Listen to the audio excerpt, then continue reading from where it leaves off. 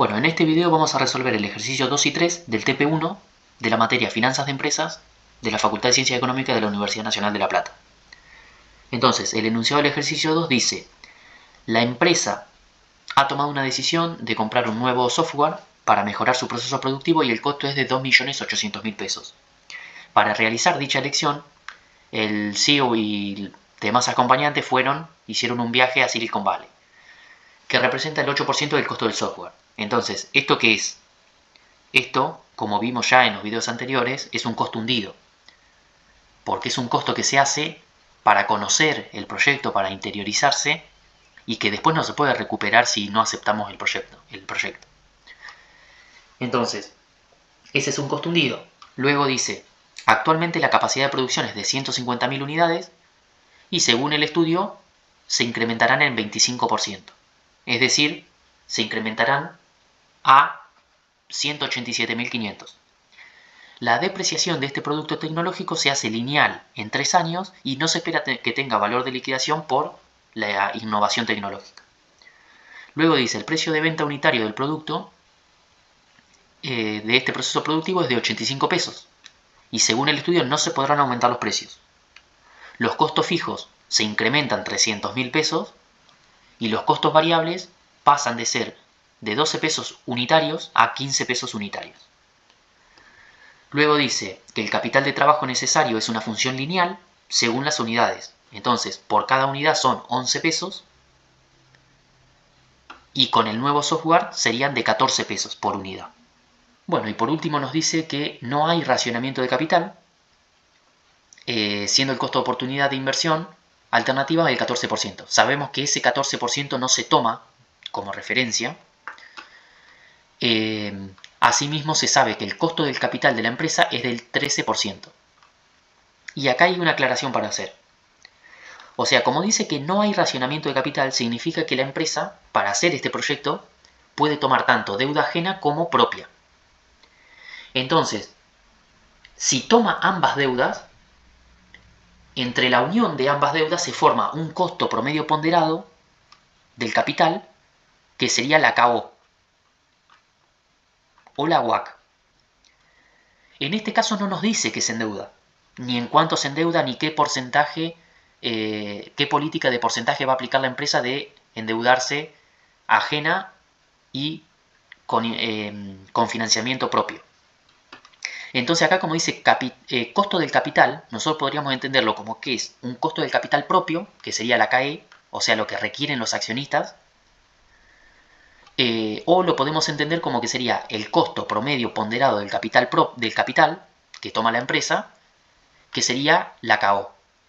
De todas maneras, se interprete como se interprete, sabemos que la tasa de corte va a ser este 13%, es decir, que la TIR tiene que ser mayor que este 13%, y sabemos que este 13% es el que se va a aplicar para actualizar los flujos de fondos para calcular el BAN. Y justamente lo que nos pide el ejercicio 2 es calcular el BAN y la TIR, y analice la conveniencia de llevarlo a cabo o no. Entonces ahora pasemos al Excel.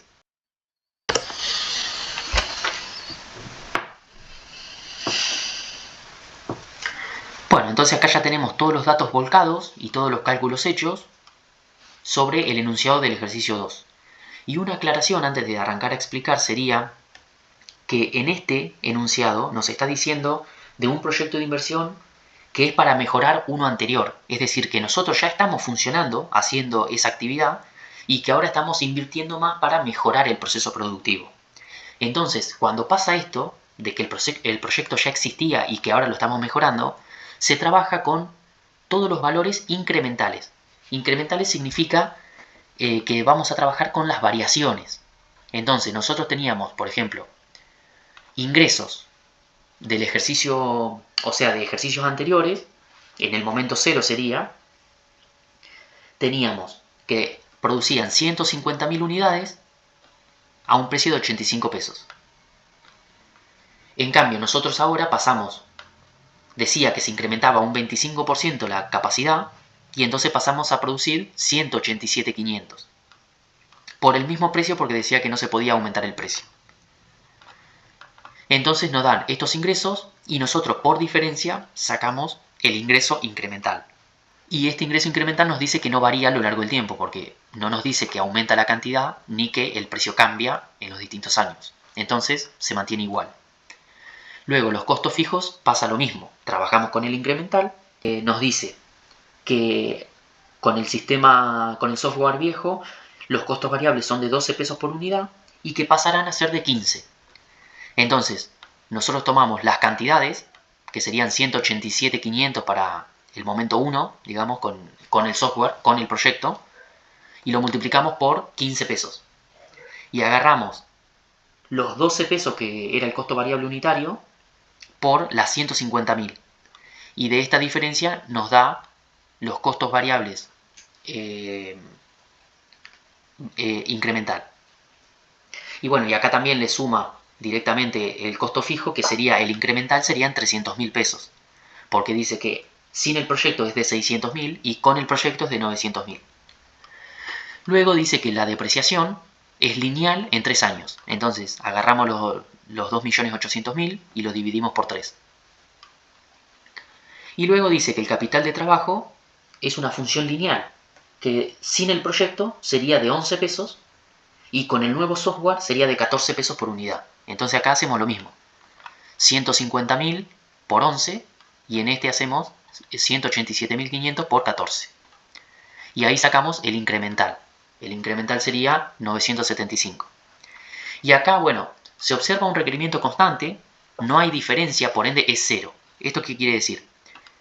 Que el requerimiento del capital propio año a año es de 975.000 pesos. Entonces nosotros ponemos los 975.000 pesos en el momento cero, como inversión inicial también, pero como el capital de trabajo por definición es un dinero inmovilizado para la operatoria, para mantener la operatoria del ente, o del proyecto en este caso, esto quiere decir que yo a principio de año pongo los 975 y a fin de año lo recupero vendiendo todo lo que produje. Luego, en el segundo año, esos mismos 975.000 los pongo en el primer año. Entonces, por eso la variación es cero. Porque es como que a principio de año lo pones y a fin de año lo recuperás. A principio de año lo pones y lo recuperás. Entonces vos, en sí, de tu bolsillo, los inversores de su bolsillo lo ponen solo el primer año, en el momento cero. Y luego, en el tercer año, en sí va sumando porque lo recupero a esos 975, como acá. ¿Ves? Acá dice incremental del capital de trabajo. En el momento 1 va negativo porque yo lo invierto, lo pongo a la plata, y en el tercer año la recupero. ¿Y por qué la recupero siempre en su totalidad? Porque justamente es dinero inmovilizado que es para mantener la operatoria del ente. Si nosotros suponemos que en el tercer año se termina el proyecto, sí o sí lo tengo que recuperar, porque es la plata que mantenía la operatoria. Si ya no hay más operatoria, se recupera. Entonces, bueno, la inversión o desinversión surge de la diferencia entre el momento 0 y el momento 1. Entonces, por eso es que en el momento 1 es 0, porque yo ya puse los 975. Y como el requerimiento del capital de trabajo es igual, es constante, en el momento 0 no voy a tener que poner ningún diferencial. En cambio, si me dijera que en el momento 1 ya se requiere 1.000.000, bueno, entonces acá va a ir 25.000 negativo, porque yo voy a tener que poner. Igual hay un TP más adelante de capital de trabajo y ahí se va a entender muchísimo más. Pero por ahora lo que hay que entender es que se pone en el momento 1 como una inversión inicial negativa, luego si no hay variaciones entre medio es 0, y después siempre al final se recupera el total. O sea que a lo largo del proyecto la sumatoria te tiene que dar 0. Y bueno, y ahí ya se calcula todo el incremental, llegamos al resultado fiscal, restando las amortizaciones, calculamos el impuesto a las ganancias y volvemos a sumar las depreciaciones. Las volvemos a sumar porque, como ya dijimos en el video anterior, se resta la amortización simplemente por el beneficio fiscal. Si no existiera ese beneficio fiscal, no se restaría, porque no es una salida efectiva de fondos, entonces no se debe tener en cuenta para un flujo de fondos. Luego de todo esto, llegamos a los flujos de fondos netos, con el mismo se calcula la TIR, y la TIR nos da 27. Entonces es superior a la tasa de corte del 13%. Por ende, el criterio de aceptación de la TIR es positivo, es decir, que se acepta. Con el flujo de fondo actualizado a la tasa de corte del 13% que dijimos, descontamos los flujos de fondo y nos da que el BAN es positivo. Entonces esto quiere decir, por regla de aceptación del BAN, que el proyecto se acepta también. Y luego esta es la fórmula que yo les decía que se puede usar en el parcial para aproximar la TIR y que nos dé con coma todo, en vez de usar las iteraciones sucesivas. Esto es, que si nosotros calculamos el BAN a la tasa I, a la tasa 1, y calculamos el BAN a la tasa 2, que por ejemplo acá es 25%, la tasa 1 es 13%. Entonces la TIR va a ser igual a la tasa 1, que sería el 0,13, la tasa de corte, más el 0,25 menos el 0,13, que serían las dos tasas, la tasa 2 menos la tasa 1, por el BAN a la tasa 1. Y esto va a estar dividido por el BAN a la tasa 1 más los valores absolutos del BAN a la tasa 2. El valor absoluto simplemente es para que siempre quede positivo. O sea, porque el BAN a la tasa 2 se supone que sí o sí te tiene que dar negativo. Porque nosotros sabemos que la TIR va a estar entre una tasa que nos hace que el BAN sea positivo y una tasa que el BAN nos hace que sea negativo. Entonces por eso, sí o sí, cuando se toman estos parámetros de referencia, sí o sí en uno te tiene que dar que el BAN es negativo. Entonces después nosotros calculamos la diferencia de la tasa por el BAN a la tasa 1 dividido la sumatoria de los BAN. Pero esta sumatoria es con ambos valores positivos. Y por eso es que acá lleva un valor absoluto. Y bueno, haciendo esta cuenta te da que la TIR es de 21,2.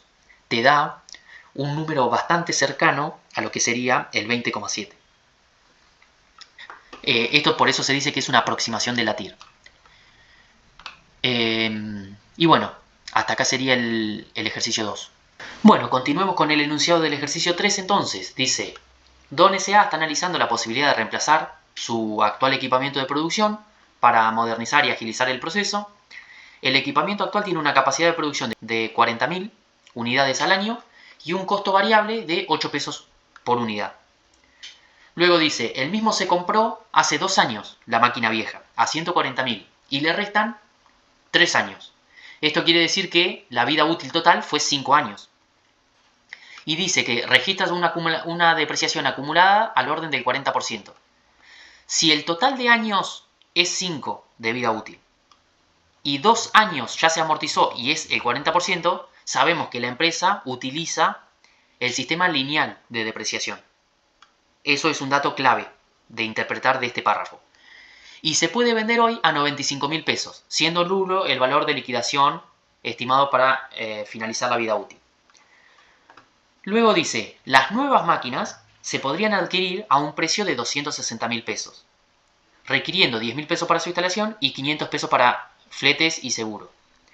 Entonces nosotros sabemos de contabilidad que el valor al que nosotros tenemos que incorporar los activos es al precio que nosotros pagamos, 260.000, más la puesta en marcha, si es que requiere ese activo una puesta en marcha, que en este caso sería la instalación de 10.000 pesos, más la puesta a disposición, es decir, el flete de 500 pesos. Entonces, el valor de la inversión inicial va a ser 270.500.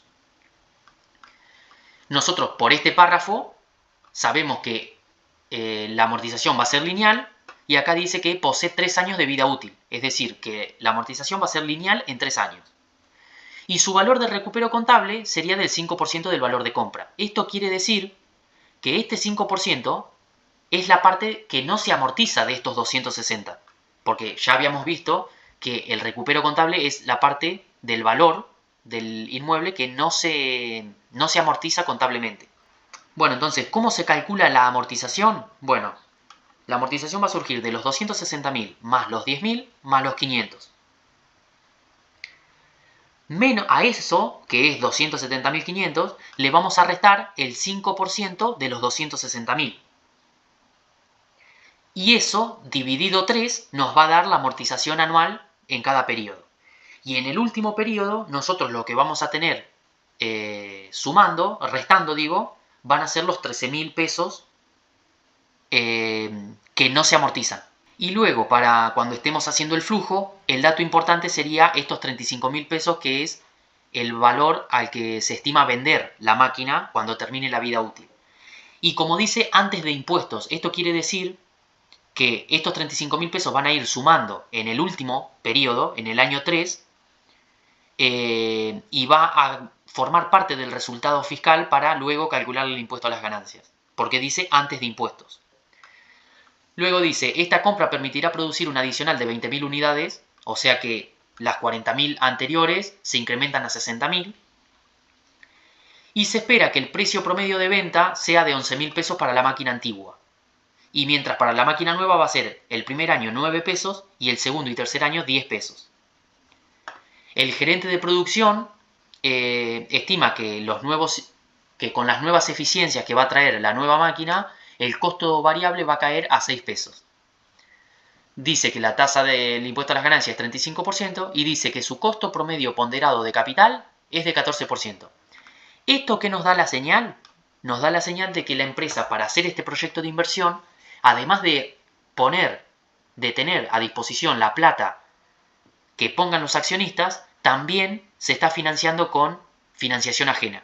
Porque el costo promedio del capital, ya lo vamos a ver en el TP2, es un costo promedio ponderado entre la KE, que es la tasa que requieren los accionistas, y la KI, que es la tasa que me piden los bancos en el mercado para endeudarme.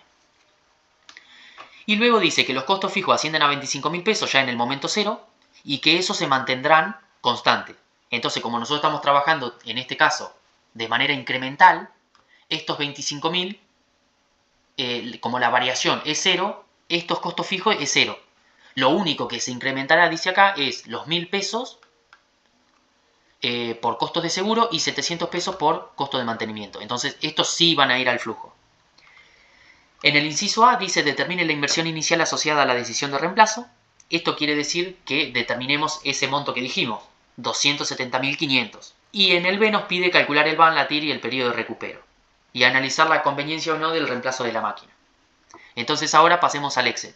Bueno, entonces estamos ya en el Excel del ejercicio 3. Tenemos todos los datos volcados del enunciado. Tenemos los datos de la máquina nueva para calcular el valor al cual lo vamos a incorporar al patrimonio. Y acá está calculado el 13%, que es lo que no tenemos que tener en cuenta para amortizar. Y se resta al finalizar el ejercicio. Sería en el momento 3. Tenemos los 35.000 pesos, que es el valor de liquidación al cual se puede vender, que esto sería como algo que se recupera. Y los 10.500 que se le suman a los 260.000 pesos como parte de la inversión inicial para realizar el proyecto. Entonces el cálculo de la amortización queda hecho de esta manera. Los 270.500, como bien dijimos, y menos el 5% de 260 dividido 3. Y te da 85. Y acá, como ya habíamos explicado en el ejercicio anterior, es que como el proyecto ya venía funcionando y nosotros ahora lo que queremos es reinvertir para mejorarlo, siempre vamos a trabajar en estos casos con el incremental de los ingresos y de los costos. Entonces acá tenemos los costos variables, que para la máquina vieja habíamos dicho que era de 8 pesos. Los costos fijos no cambiaban, o sea, los costos fijos actuales no se incrementaban, y se incrementaban simplemente los del seguro y el mantenimiento, en 1.700 pesos. Entonces nosotros lo que vamos a hacer es trabajar con el incremental de las nuevas cantidades multiplicado por el precio de 6 y los 1.700. Y también tenemos esta variación en los precios de la máquina vieja a la máquina nueva. Acá tenemos todos los cálculos que estuvimos haciendo ya sobre las máquinas, lo que hay que amortizar y todo eso. Y ya pasamos a lo que sería el flujo de fondos confeccionado. Tenemos que los ingresos vamos a tener para el año 1 sería 540.000. ¿De dónde sale? Bueno, sale de las 60.000 unidades, pero al nuevo precio de 9. y le restamos las 40.000 unidades que se hacían antes por el precio de 11. Y así nos da 100.000 en el primer año, 160.000 y 160.000. Recordar que acá, ya para el segundo y tercer año, nos decía que el precio era de 10 pesos. Los costos, lo mismo. El costo variable va a ser ahora 6 pesos por las 60.000 unidades menos las 40.000 unidades originales por 8 pesos, que era el costo variable unitario con la máquina vieja. Y eso es igual para todos los periodos. Y acá, como calcula los variables y los fijos juntos, acá le tenemos que adicionar los 1.700 pesos del seguro y del mantenimiento. La depreciación ya vimos cómo se calcula, y acá tienen los números. Lo que va a ir final al flujo son estos tres. Y tengan en cuenta que este 70.833 sale de sumarle los 57.000 más los 13.000. Acá la amortización que nosotros habíamos calculado, que estaba bien, era de 85.500, pero como nosotros trabajamos con el incremental, le sacamos la amortización de la máquina vieja.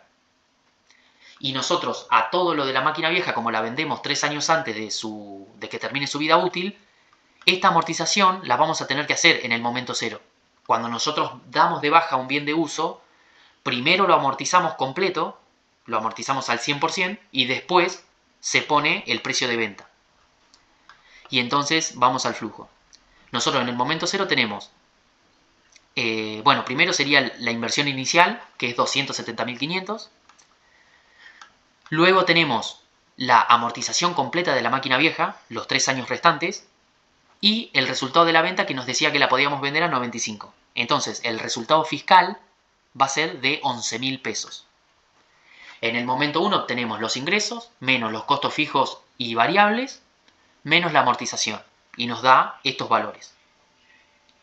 En el periodo último hay un diferimiento que es, porque acá primero le agregamos los 13.000 pesos de lo que sería el valor residual al finalizar la vida útil de la máquina nueva, y además le adicionamos, sumando, los 35.000 pesos, que es lo que se puede recuperar la máquina nueva luego de que expira su vida útil. Y entonces nos quedan estos resultados fiscales, que se podría llamar también resultado operativo o EBIT. Luego, sobre ese EBIT calculamos el impuesto a las ganancias, volvemos a sumar las depreciaciones, porque ya habíamos visto que la suma y la resta de la amortización se hace solo a los efectos del beneficio impositivo. Por eso anulamos en el flujo final su variación, por eso sumamos y restamos el mismo importe. Pero el efecto que deja esta operatoria es una disminución en el impuesto a las ganancias, que ese sería el beneficio fiscal. Y ahí obtenemos el flujo de fondos neto del proyecto, que es sobre este flujo de fondos netos que se calcula la TIR, y nos da 22,67. Y luego el BAN se calcula con los flujos descontados a una tasa, que en este caso la tasa es del 14%, que nos decía que era el costo promedio ponderado del capital. Entonces el BAN nos da positivo, significa que el proyecto se acepta. La TIR nos da mayor a la tasa de corte, entonces significa que por TIR también aceptamos el proyecto. Y si calculamos el periodo de recupero, hacemos toda la misma cuenta que en el ejercicio anterior, nos da que, con la regla de 3 simple incluida también, nos da que el dinero invertido originalmente se recupera en 2 años, 2 meses y 10 días. Así que bueno, hasta acá llega este video, y cualquier consulta la pueden dejar en los comentarios y va a ser respondida con un video o en el mismo comentario.